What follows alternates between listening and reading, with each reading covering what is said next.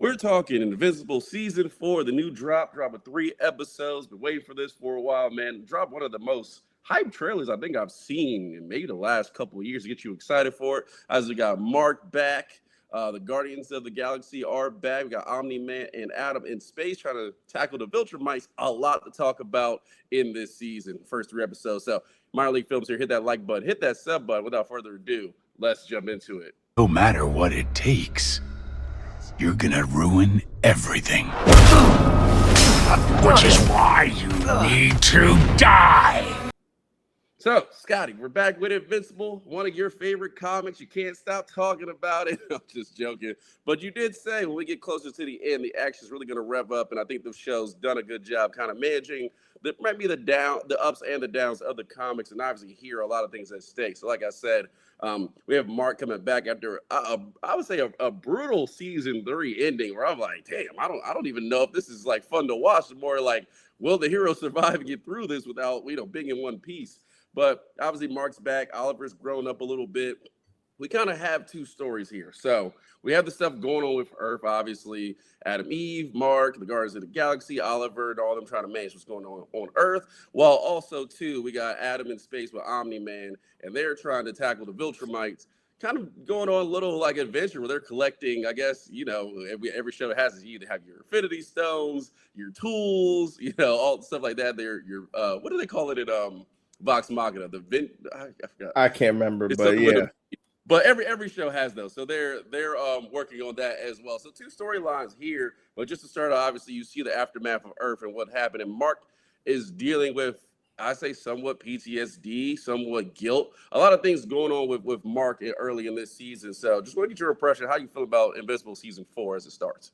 That's good. I mean, I'm always happy when a cartoon or a movie series follows the comics, but they can brush past a lot of stuff and speed it up. So I like to just speed it up. Like, hey, we know the Viltrumites are coming.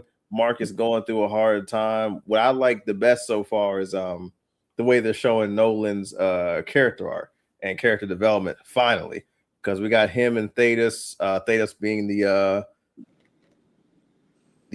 oldest living Viltrumite, the dude that betrayed them in the show. Like, I like all that. That character development is off the chain for me. Yeah, and vestiges was the word I was looking for. That's what they got their box. Well, also it's Guardians of the Globe, sir. Guardians of the Globe. I heard what you said. I heard what you said. Galaxy, but you know what I meant. You about to offend somebody in here. Yeah, sure. Get that in the comments. But yeah, no. I do like that storyline. Started with Mark. You could just kind of see the changes in him, and he feels guilt. You obviously see that transformation of like, yeah, we don't really want to kill people. It is one of those things where it's like, people say this when it comes to like Batman, of like, why don't you just kill these people? Like, they'll be out on the street next week causing havoc again. And it's like, yeah, but there's a difference between us and them. And for Mark, he's like, look, I did that before. It didn't really work out. It cost a lot of people their lives. There is no more like differences between us and them. And you'll see it early in this season. Like, if I got to kill somebody for the sake of everyone else, I'll do it. And you kind of see the split here between him and the Guardians of the Globe and other heroes of like, ooh, I don't know. Where some people think, will Mark flip? Is he someone we got to watch out for? Is he a danger? But he's also like the best hope we got. Yeah, I like that too. The way they handled that was also very quick. I like heroes. You can still be a hero and kill every now and then if it's going to save millions of people or thousands of people. Like that, I don't think Batman should kill ever. But if he were to kill, Joker is the only person he has to kill. Batman, one of the reasons that he doesn't kill is because of his mind couldn't take it. He likes to generalize and say people can't take it, but there's plenty of people that can take it, and they're not crazy. Batman, in his mind, thinks that he would go insane and kill everybody if he just killed the Joker. You only need to kill one. But in this case, Invincible has to be a little bit realistic. He's going to have to kill a lot of people, mainly Viltrumites. He's going to have to. Yeah. And you think about it, like they're so, and I love this too at the beginning of the show. Like, you can just tell the damage the last couple years in this show has done to Earth and their heroes. They're pulling straws. Like, and like obviously these characters exist, but it feels like they're just pulling a character out of nowhere to help them out because there just isn't many heroes around after Omni-Man wiped them out, and then obviously the stuff they've dealt with the Viltrumites and all these villains and stuff that kind of run around. It's almost like it feels very Spider-Man to me, where it's like, hey, how many villains y'all got? Like, there's always somebody, and again, it's the Globe, so it's reasonable. There's always somebody around causing havoc. One of the early things that kind of blurs that line is when they deal with the Martians and them taking over Earth, which they've been hating to get them for a while, ever since they came back from that. Is that season 2 where they come back from I think it is Mars on that mission? I think it's season 2. Yep. And you're like, well, whatever happened to those guys? Well, the whole time they've been hanging out under the sewers, snatching up people, obviously building up their army, and then they come out in this episode now, and it's like as soon as that comes out, I'm like, oh, it's cooked. Like, yep. All they got to do is touch people to cause havoc. There's all these people in the city. Like, how are they going to prevent this problem? And this is one of the early times where you have Mark on the side of like he has to make a decision, and everybody's looking at him like, but should he have done that? And obviously he had his history with Cecil and things like that. And I thought that was a great episode as far as action. It was cool. Obviously you see what used to be Robot, now Rex, and his progression as a hero and making, he's obviously the analytical guy and not being able to have control in his hands and make certain decisions like that is a pretty cool dynamic they got going on here. But I thought that was a really good episode, just showing like, hey man, like could they have done it without Invincible killing somebody? Maybe. Yeah. Was it worth the risk? Probably not. Yeah, the Bulletproof would have got there. I think it showed like a 1 second later, so he would have got there, but it was just it's easier to punch him. Invincible didn't know he would have got there in time. Yeah. So I like that part a lot. I'm not the only thing I'm not a fan of, and even reading the books I didn't care about. I don't care about certain characters' relationships. I do not care about his relationship with Eve and what's going on with her at all. Not even a little bit. Interesting, because I thought that relationship, and moving on, was the stronghold of season 3 and kind of them developing into that relationship and a lot of things going on. Obviously, with the OG Rex dying, that would put a strain on it, and obviously certain things going on with Invincible, just with the fact of you got Adam coming to Earth like, hey, we need your help. Obviously, Viltrumites showing up. I mean, they almost died at the end of season 3. Probably should have died, but we're able to defeat what is the Viltrumite's name? Conquest. Yeah, we're able to defeat Conquest right at the end there. So I mean, I really like the relationship going on here, and obviously things are going on with Eve very early on where her powers aren't working as well, which is going to put additional strain on their relationship. But I have been a fan of them two together because I was not a fan of Amber and that relationship going forward because I'm like, we know we're going to get past this. Can we just get past this? But why don't you care about their relationship? I mean, I didn't like Amber either. It's not necessarily them in particular. It's just a certain superheroes I just don't care about their girlfriends. I really don't. Like, give me more Invincible, less of her. That's kind of how I feel. It depends on the character. And for Invincible's character in this show, I don't care about the young college drama at all. My powers aren't working. Oh no. Okay, well, go work on that. I got villains to fight.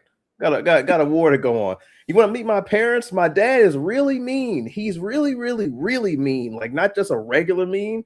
He's kind of racist towards superheroes. So I'm like, and here, hey, you want to meet him? Sure, why not?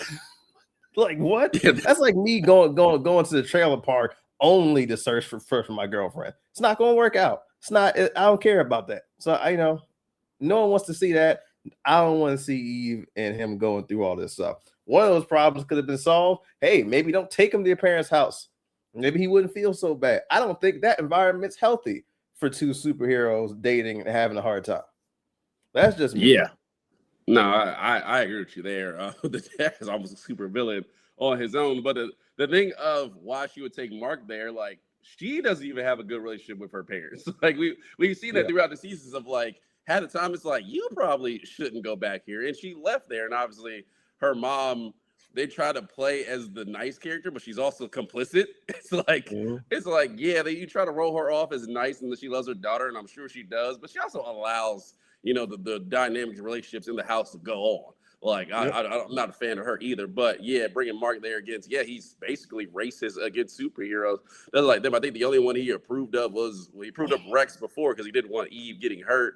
But also too, I thought that part was well written because he also like has a point. He's like, should you really be around Eve? Because like obviously no one on Earth trusts you right now. Like they don't. They feel invincible Yeah. because some of the Invincibles went around Earth killing people. Like people are very split on that one. They don't know if he's evil. They don't know if he's not. Also, too, the fact that Eve basically died at the end of the third season, and her powers allowed her to like restructure her atoms and bring herself back. Like that recovery process, and for them was probably like demoralizing as far as like we're gonna lose our daughter, and then Invincible shows up like, hey, I'm dating your daughter. It's like I don't know if this is a good idea, and do you think this is a good idea? Yeah, it's they do have a point. Eve's only been hurt one time, I mean, 2 times, and both times are with you. Maybe you should just skedaddle, get up out of here. But it's the way he says everything. Either way he talks to his wife, he's like, you make my steak and eggs. Damn, you miscooked it again. Bow. Hey, when he came in the house, I was dying laughing because he said, Jan, our show is on. And I was like, Archie, why you say it like that? Like he was angry that they might miss the first couple seconds. Like that man is evil.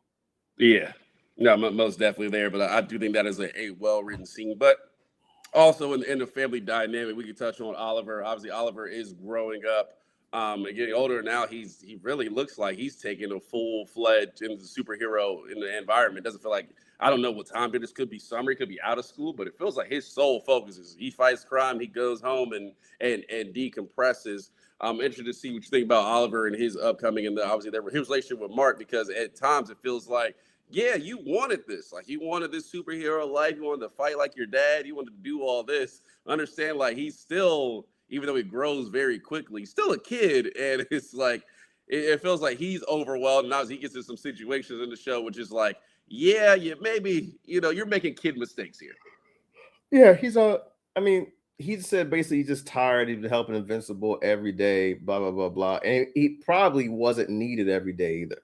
Like, to be honest, he's a kid. He's still learning. He probably wasn't needed. But I guess it's because a lot of superheroes left and stopped wanting to be superheroes. So I like Oliver's character a lot. I like him a lot better than when he first started. I'm not a big fan of just the cocky kid. So him growing into his own and them, again, doing it really well and not taking time to show us all that time. You can just give me a couple months time skip like they did this season. Boom. He's a little bit more mature. He's just a little angry that he has to skip being a kid and helping his brother out every single day. Well, this is not something he asked for. He didn't ask for him to set up that little app, the Invincible app. Like, that's your app. That is your app. You go handle that. That's you and your girl's app. So yeah, I understand. A good way to make some money while being a superhero. But yeah, you just feel that pressure because it feels like Mark is really taking it on that like I'm the only hope the Earth has got.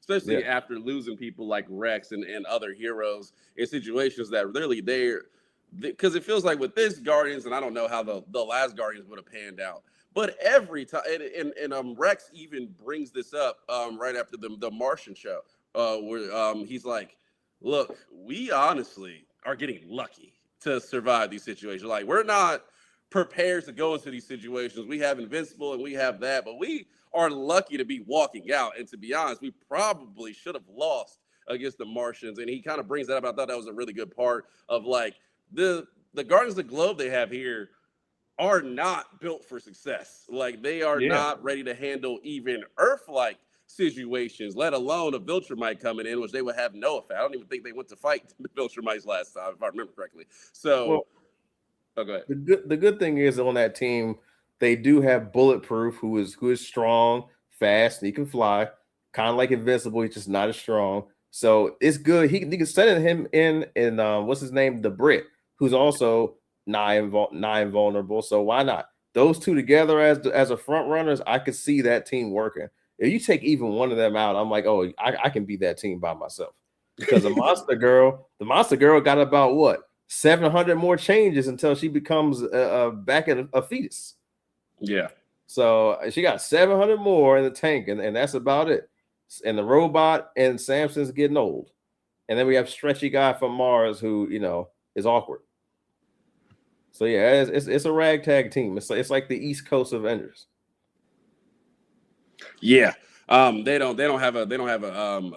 chance in hell, especially if they lose bricks or bulletproof. I think they're really cooked. But that is so why Mark put so much on himself to do so much. He's like, I can't rely on these dudes. And not only that, I not only cannot rely on them for everyday problems, but I also know what's coming. So it's good, even though we right here at the end, obviously they deal with the that one alien species coming back, and Robot and Monster Girl get disbanded from the team. But I'm interested to see how they develop these Guardians of the Globe, because now that they've acknowledged it, that we know, like, hey, like, we're getting lucky. We really shouldn't get out of these situations.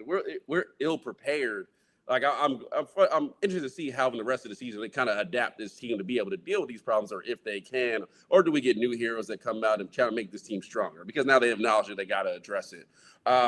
So a lot of stuff going on Earth, as you can see. But we move on to space with, we got Omni-Man and Adam both out there, obviously trying to figure out the Viltrumite problem. Like you said, what's the oldest Viltrumite name?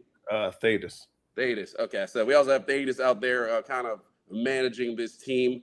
I thought it was interesting, and one of the episodes I really like, or parts I really like, we do got to get this backstory of what happened to the Viltrumite Empire, obviously, as it ruled the galaxy, and then obviously from out of nowhere, I guess a virus comes down and kind of wipes them out. But I thought that was a really good part there of kind of like, one, how it was ran before, because man, I will say that was like brutal, that train they had before, where they had 6 kids lined up. And it was like, all right, y'all got to come back tomorrow and bring your weapons, because 2 of you won't survive. And I'm like, yeah, what kind of training is this? Yep, it's like the Saiyans, but a little bit more brutal. I don't remember Saiyans getting ready to kill kids, but hey, Viltrumites don't care. I see why Thetis wanted to put a virus to wipe out. He wiped out almost all of them. Yeah, I think there's only a few left now. Where we have the numbers down to 50 according to Omni-Man, full-blooded Viltrumites back. But we get a lot of context in here. So one, they get wiped out in a grand scheme. I think that's a good episode to see how that happens. No flinch from them. They're still business as usual even after that. But you kind of get that backstory from Omni-Man, and you kind of understand now why he went to Earth and why he's kind of doing what he's doing. Is they need to obviously replenish their people. They only have 50, so they're trying to find people out there that they can have offspring with, to kind of have that strength of the Viltrumites and kind of rebuild their empire. So you kind of have that going on. You also have him, and I think that, like you said, you mentioned at the beginning, Omni-Man's kind of growth in here. He's very split. On one side, he's like, yeah, I'll help you a little bit, but I'm not jumping to wipe out the Viltrumites. Like, I am a Viltrumite. Like, why am I helping you wipe them out? Like, I'll help you. I'm not going to fight with you to wipe them out. Also, too, is the fact that when he learns about Thetis in this virus that was said, he's pissed. He's like, look, that is not our way, and to wipe people out so cowardishly is just wrong, and I probably should kill you right now. And I love that split of like, yeah, we do have the Viltrumites that need to go. They come to every planet, wipe people out, torture people, take over, like, against everybody's will. Like, yeah, they need to go, but he still has that conflict of like, but is that the right way to be going, wiping an empire out? Wiping the entire world out, empire or not, just gone. No, okay. But yeah, so obviously you go. I thought you had more to say, but yeah. So I like that conflict with Omni-Man a bit. Obviously, he goes back and says like, "Hey, I wrote these books, and like with these books that I've wrote, it leaves keys on how to wipe out the Viltrumite Empire." And we kind of go through a fun kind of like we said, Infinity Stone, vestiges, however you want. They're collecting these tools. They run into Space Racer, which I thought was cool. The fact that he buried him 100 years ago and he's still alive. And he's still sitting there. I thought that's Space Racer. So every character in Invincible actually is really cool. It's cool to see that they have in the show itself, they have shown like 40 characters so far, and each character leaves an impression. It's hard to do that. The Justice League didn't do that as a cartoon. So yeah, no, Space Racer is definitely a fun character. I do like him for the little time he's in there. Also, I love that this show, there's so much and I said the season 3, there's so much in the show that's like heavy that I love. They're finding little moments here to balance it out, and you get a lot of that in space. Obviously, Adam and his girl like having sex every night. Omni-Man just chilling on the couch, and they flip it into like, oh, we have a bunch of rooms. We just thought all 3 of you were in a relationship and wanted to stay in one, which is ridiculous. This whole ship situation that they're dealing with is just a comedy waiting to happen, and I would be shocked if that captain is not killed by the end of the season. You can't kill that captain because that's Han Solo. That's the Millennium Falcon right there. It's just a beat up old shit, but it runs. Yeah, it runs all right. It's not going to last long with the way they're running it, but we do get some cool set of action pieces. Obviously, with Space Race, they fight a little bit. They get to the planet with the beast that they wanted to keep frozen, even though they blow up the shadow, so they all unfreeze. And I thought that was a really cool fight scene of them getting away. I like the stuff that's going on with space. I think it's adding to both sides of like eventually these 2 worlds will meet, and obviously at the end of episode 3, Omni-Man is going back to talk to Mark, which should be obviously that was the build up in the trailer when he comes back, and it's like, well, how is this situation going to go down, and will it kind of work itself out, even though it needs to, because both Mark and Omni-Man know the threat that the Viltrumites have set up. So I think this show for the first 3 episodes, we get some really good action. We have that villain league, which I'm sure we're going to see more in the future. I forget what their name is, but with the Rock Guy and Metal Face and all this. So that's kind of building up there. So we'll probably see more of them in the future. I think the show does a good job of hinting at stuff and not showing it for a while till you forget about it. And you're like, oh yeah, just like the Martians early in the season 3. But wrapping up for these first 3 episodes, so far, man, I'm really bought in. I think it's for the hype it had coming into it, especially with that trailer dropping. It's living to the expectations for me. I really like it so far. I'm not gonna say it's a home run because we gotta get through a season to give that kind of rating, but I think it's a very price of admission. You definitely need to be tuning in week after week because this show is like hitting a good mark. No, I agree. I give it a high price of admission. I like it a lot. As you know, I'm not a huge fan of a whole bunch of superhero stuff coming at me, but I actually was excited for this show, and it's really good so far. I think it's going to be a home run. It's going to be hard to mess it up. They're following the comic. And I always say, if you're making a cartoon, you can take some mild liberties, but if you go with the comic, can't go wrong.